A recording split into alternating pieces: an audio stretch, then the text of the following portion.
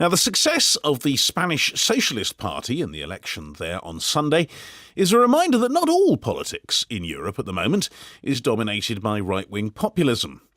Here in Britain, the Brexit fiasco is bringing about the painful slow-motion collapse of the Conservative government, and what would be expected would be a Labour administration riding in on surging poll numbers.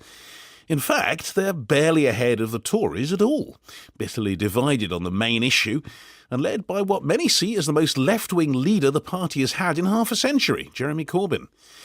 Well, David Cogan's written a new history of the Labour Party since the 1980s. It's called Protest and Power. So I asked him, will Jeremy Corbyn become Prime Minister? I think the one thing you can be certain of in the Labour Party's past as well as its future is nothing is ever for certain. Essentially, over the last 75 years, there have been three leaders of the Labour Party, Attlee, Wilson and Blair, who have won power from the sitting Conservative governments. In between those periods of victory, there have been incredibly long periods of being in opposition. And the real issue about Labour is whether the wings of the party can come together to win an election, and whether not only can they win, but can they then unite to actually be in a successful government. And I think on that, the jury is completely out at the moment. Indeed, anybody who tries to predict anything in British politics at the moment is probably taking a big risk. Well, one of the things that have been conflicts, there are conflicts within the party. I mean, let's talk about anti-Semitism, which has been a very big factor in people's doubts, I think, even within the party about its prospects. Do you think many people said it's a chimera, it's not real, it's something dreamt up by the opponents of Jeremy Corbyn to try and derail him? What's your take? Well, all the evidence of the last 3 or 4 years is that a problem that nobody really believed existed has unquestionably taken place, and it's grown. And it's grown not necessarily because Jeremy Corbyn is leader of the Labour Party, but because you've had the growth of social media, which has exposed, along with a huge growth in membership of the Labour Party, a set of views that have come out in a very direct way and have been used to attack a lot of MPs. But I think the other issue here is that Jeremy Corbyn and one or two of his closest advisors also come from a political background in which they were very strong and still are very strong supporters of the Palestinian cause. A lot of people in the Labour Party are strong supporters of the Palestinian cause and believe Gaza is a critical issue.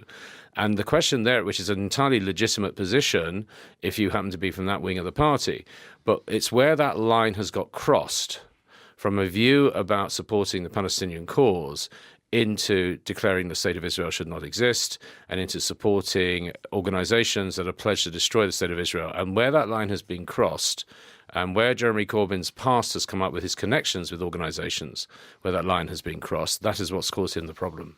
Well, let's talk about Brexit, which I guess is the other major, perhaps the major factor anyway in British politics at the moment.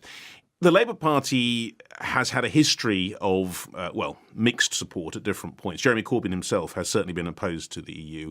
It's a big problem inside the Labour Party at the moment as to whether or not they will support a second referendum that would potentially, I suppose, keep Britain inside the European Union. Do you think that, like as it has been a big problem for the Conservative Party for generations, is it going to become that sort of problem for the Labour Party? It's become that problem. Brexit has become the problem that no one really saw taking place within the Labour Party until about 18 months ago.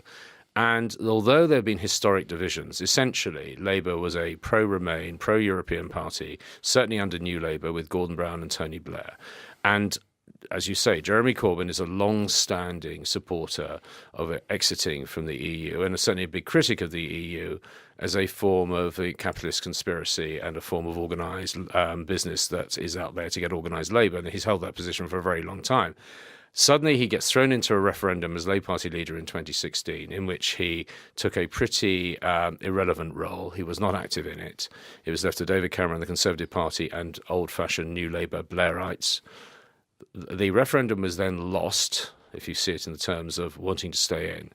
And Jeremy Corbyn then was faced with an enormous problem. And that problem was compounded by something that nobody saw happening within the party until really in the last 12 months, which was that all the young people who joined Labour, when it went from being a party of 200,000 to 550,000 in only 18 months. Biggest party in Europe, I think. Biggest party in Europe, a mass party, as its founders always dreamt it would be. But those people who've joined, 93% of the current Labour Party membership wish to remain in the EU.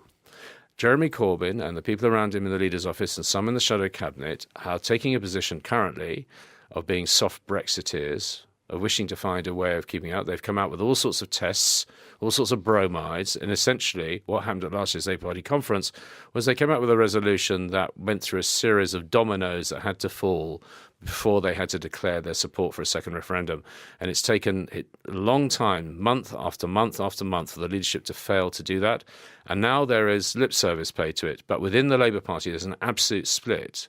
What is interesting is the split comes not just from left and right, it comes within the left. Because most of the young supporters of the left, the young supporters of Jeremy Corbyn, want to stay in Europe as a very much part of modern life.